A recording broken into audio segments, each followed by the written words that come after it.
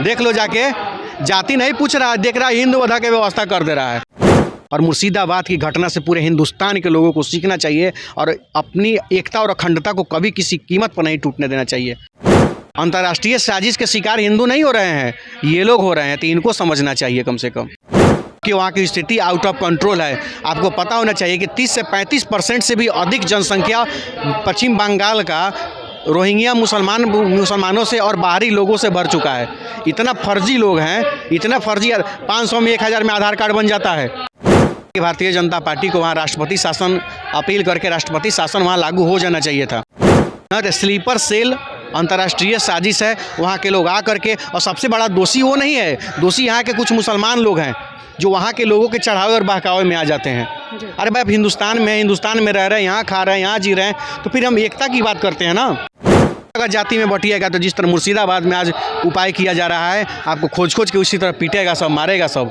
तो एकता के साथ रहिए ना, भारत की बात करिए ना, भारत की अखंडता की बात करिए ना। आज बताइए ना, वहाँ पे देखा गया है कि किस जात का दुकान है ना, ये बैकवर्ड का दुकान है, इसको मत जलाओ, फॉरवर्ड का है जला दो।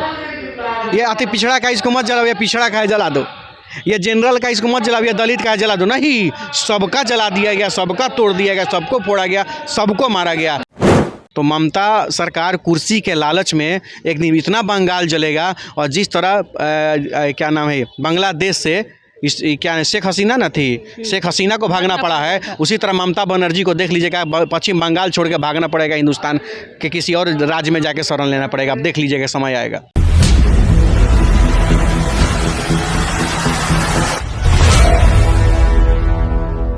बंगाल में जो हिंसा हो रही है उसमें लाखों लाख की संख्या में हिंदू लोग जो हैं वो पलायन कर रहे हैं। सड़कों पे लोग हैं और गाड़ियों को और वहाँ के घरों को जो है वो आग के हवाले किया जा रहा है। हालांकि ममता बनर्जी वहाँ की जो मुख्यमंत्री हैं वो साफ तौर पे कह रही हैं कि किसी भी कीमत पे वो वक्फ कानून को वहाँ लागू नहीं होने देंगे, लेकिन उसके बावजूद भी जो है वो हिंसा आए दिन बढ़ते जा रहा है। किसी भी प्रकार का अब तक लगाम नहीं लग चुका है। हमारे साथ बातचीत करने के लिए अनिकेत रंजन है, सन ऑफ किसान के नाम से जाने जाते हैं। बंगाल हिंसा को कैसे देखते हैं? सबसे पहले देखिए, ये तो बहुत बड़ा साजिश है, एक अंतर्राष्ट्रीय साजिश है जो हिंदुस्तान के खिलाफ है।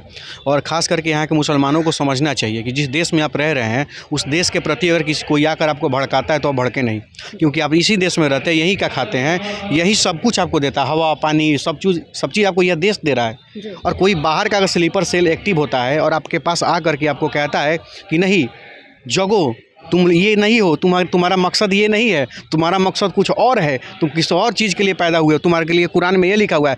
क्या लिखा हुआ है कुरान में? घंटा, कुछ नहीं। नफ़रत कुछ नहीं लिखा हुआ है कुरान में। कुरान में तो केवल मोहब्बत लिखा हुआ है। कुरान में तो खैर अच्छा चीज़ लिखा गया है, तो ये अच्छा चीज़ नहीं पढ़ेंगे। कुरान में कुछ ऐसा चीज़ लिखा हुआ है, उसको गलत तरीके से पेश करके इन लोगों को भड़काया जाता है। और सबसे बड़ी चीज़ मैं आपको एक बता देना चाहता हूँ, बहुत सारे ISI का जो एजेंट होते हैं, जो ये क्या बोलते हैं, स्लीपर सेल के रूप में जो काम, मुर्शिदाबाद का जो घटना हुआ है, आपको क्या लगता है वहाँ पे आम जो मुसलमान कुछ जो हैं, जिनको अपने खाने पीने से मतलब है, अपने घर गृहस्थी से मतलब है, बच्चों को पढ़ाना है, ऑफिस जाना है, वो नहीं, एक अंतर्राष्ट्रीय साजिश है। ISI जो है कम्प्लीटली एक्टिव है इसमें, किसी को पता नहीं है। और एक बात जान लीजिए, अगर आज भी अरे भाई मोदी मुर्दाबाद कहो ना, ठीक है, 1 मिनट के लिए चलेगा, अमित शाह मुर्दाबाद कहो चलेगा, राहुल गांधी को बेवकूफ़ कहो, पप्पू कहो चलेगा, तेजस्वी यादव को चोर कहो चलेगा, चिराग पासवान को कुछ भी कह दो चलेगा, नीतीश कुमार को पलटू राम कह दो चलेगा, सब चलेगा, लेकिन जब हिंदुस्तान को खंड खंड किया जाएगा ये नहीं चलेगा। अरे हिंदुस्तान ही नहीं रहेगा तो राजनीति का क्या करेंगे? हिंदुस्तान ही नहीं रहेगा तो फिर कुर्सी का क्या करेंगे? अगर भाई मेरे, अगर हिंदुस्तान को जलाकर उस आग पर सत्ता की रोटी का सेकने का अगर मनसाब किया है तो ये तो सफल नहीं होने देगा हिंदुस्तान का लोग।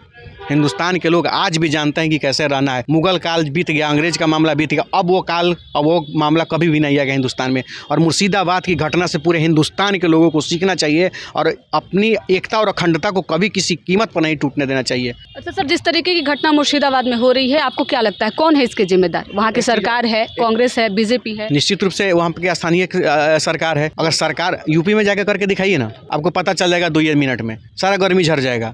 लेकिन वहाँ की सरकार वैसे लोगों को आश्रय दे रहा है, वैसे यहाँ की सरकार वैसे लोगों को प्रशिक्षण दे रहा है, बता रहा है, और इतना कांड हो रहा है और मुख्यमंत्री आके कहती हैं कि सब कंट्रोल में, कोई दिक्कत नहीं है। बताइए तो, जितना लोगों का घर जलाया गया है। और एक बात और, जो लोग बिहार में और हिंदुस्तान में जात की बात करते हैं ना, मैं उनको बता देना चाहता हूँ, जाके देख लो बंगाल में के मुर्शिदाबाद में, जाओ देख लो जाके, जाति नहीं पूछ रहा है, देख रहा है हिंदू वधा की व्यवस्था कर दे रहा है, देख रहा है कि हिंदू व्यवस्था कर दे रहा है।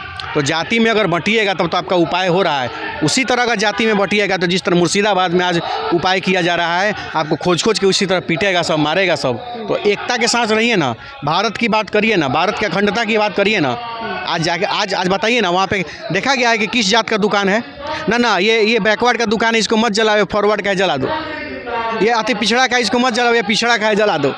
ये जनरल का, इसको मत जलाओ, ये दलित का है जला दो। नहीं, सबका जला दिया गया, सबका तोड़ दिया गया, सबको फोड़ा गया, सबको मारा गया। यानी कि वहाँ सिर्फ हिंदू और मुस्लिम में लड़ाई है। जी हाँ। और ये एक स्लीपर सेल अंतर्राष्ट्रीय साजिश है। वहाँ के लोग आ करके, और सबसे बड़ा दोषी वो नहीं है, दोषी यहाँ के कुछ मुसलमान लोग हैं जो वहाँ के लोगों के चढ़ावे और बहकावे में आ जाते हैं।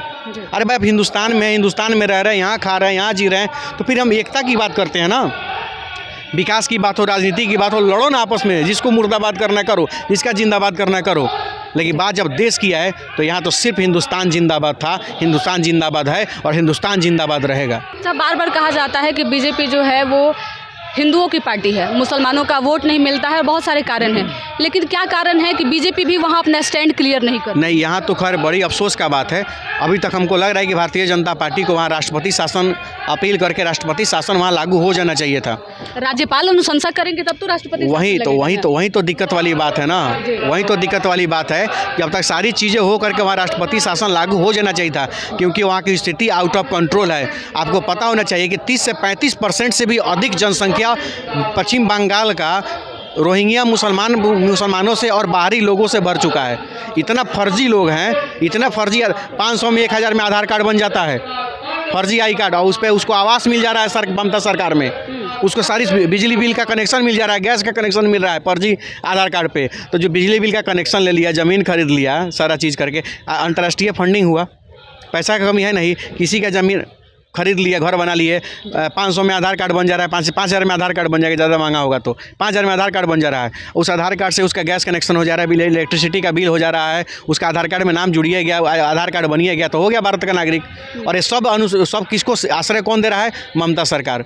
तो ममता सरकार कुर्सी के लालच में एक दिन इतना बंगाल जलेगा, और जिस तरह क्या नाम है, बांग्लादेश से क्या शेख हसीना ना थी, शेख हसीना को भागना पड़ा है, उसी तरह ममता बनर्जी को देख लीजिएगा, पश्चिम बंगाल छोड़ के भागना पड़ेगा, हिंदुस्तान के किसी और राज्य में जाके शरण लेना पड़ेगा। अब देख लीजिएगा, समय आएगा, अभी भी समय है, ममता बनर्जी सुधर जाए। अच्छा, वहाँ के मुसलमान जो है ये आरोप लगा रहे हैं कि हिंदू लोग जो है वो पथराव कर रहे थे और इसकी वजह से इस तरीके की घटना हो गई, शांति जो है वो हिंदू भंग कर रहे हैं। कोई एक घटना बताइए, पूरे हिंदुस्तान की मैं बात कर रहा हूँ, जो किसी मुसलमान के करबला वाले रैली पर, दहा जिसको बोलते हैं, करबला दहा वाले रैली पे पथराव कोई हिंदू कर दिया हो।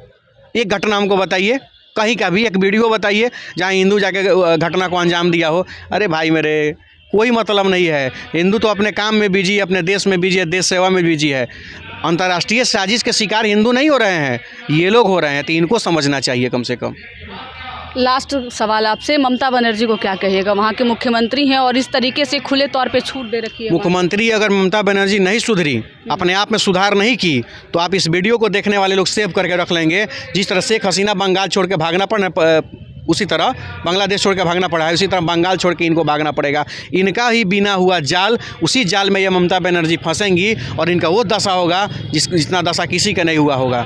क्योंकि जब लोग चढ़ेंगे, बाहरी लोग आपके बंगाल को, जब बंगाल को पूरी तरह बर्बाद करेंगे, तो भैया अगर मोहल्ला में आग लगता है तो घर तो सबका जलता है, क्या गरीब क्या अमीर, घर तो सबका जलेगा।